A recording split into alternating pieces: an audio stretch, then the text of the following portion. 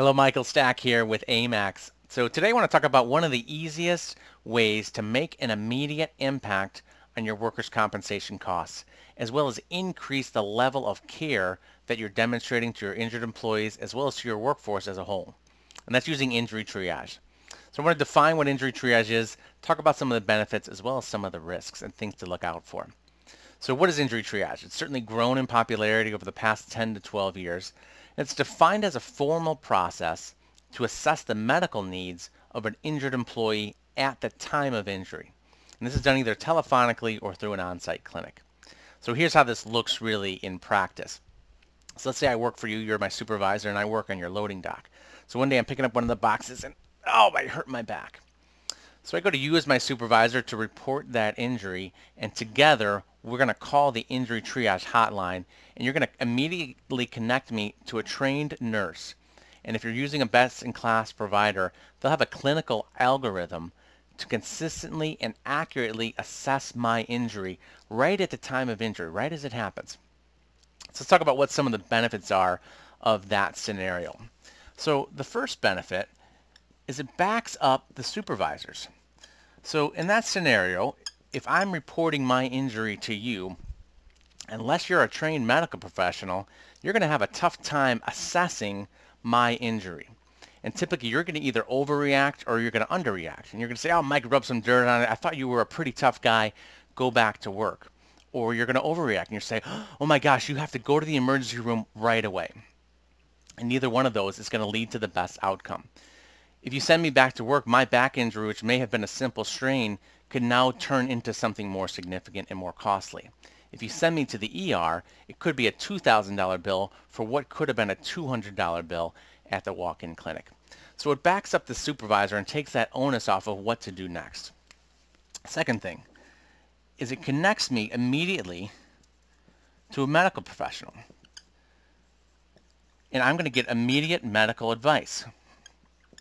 So at the time of injury, I'm feeling some pain, I'm feeling nervous, I'm feeling anxious, I'm feeling a bit scared of what's going to happen next.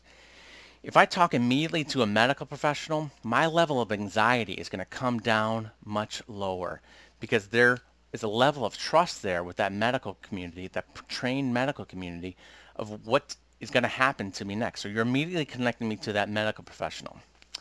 Third thing, along those same lines, that medical nurse, the trained medical provider, the nurse is going to direct me to the right level of care. So we talked about either going back to work or going to the ER or somewhere in between. It could be recommended that I have in-home treatment, which is going to save claims from even happening. It could be recommended that I go to the clinic. It could be recommended that I go to the ER, depending on my injury and the assessment from that trained nurse of what to do next. Final point, and certainly not an insignificant point at all. It's going to help facilitate claim reporting. So it's going to help facilitate claim reporting. Tell me your lag time number, and I'll tell you how well you're doing in your work comp management program. How quickly you're reporting claims, what percentage of your claims are being reported immediately should be a leading indicator for your program. That's a number that you should know.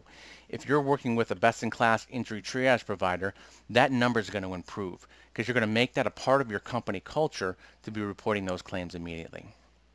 The final thing to cover then is some of the risks and things to look out for when you're selecting a triage provider. And the first one is certainly the algorithm and the software that organization is using. Now, as we talked about earlier, there are inherent risks in assessing an injury, whether that's at the supervisor level or whether that's at the triage level, discussing the injury with the nurse. Particularly telephonically, that nurse isn't there to take the blood pressure to check those vital signs.